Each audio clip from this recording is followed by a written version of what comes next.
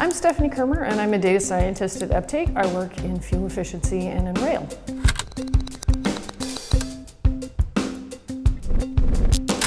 One of the failures that we were presented with that needed to be solved was the exhaust gas recirculator on diesel locomotives. The diesel locomotive has quite a bit of exhaust that is output and that goes into the environment unless you use systems like an EGR, as it's called, to recirculate that gas back into the engine and run it through again. But unfortunately, the exhaust gas recirculators on a particular form of locomotive that we got access to were having problems occasionally with cracking because very, very hot air is being passed out of the engine and then cooled down very quickly. So cracking was happening because very hot, very cold, very hot, very cold.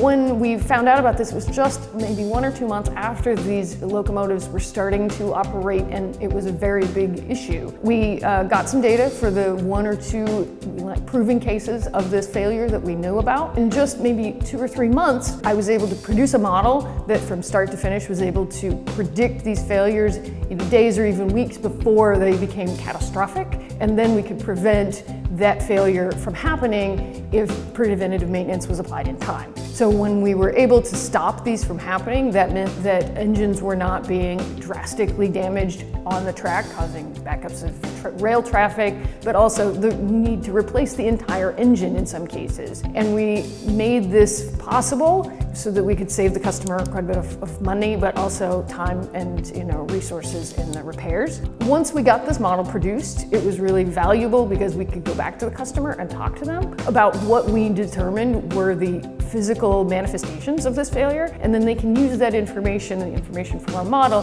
for future engineering to make sure that this doesn't happen again.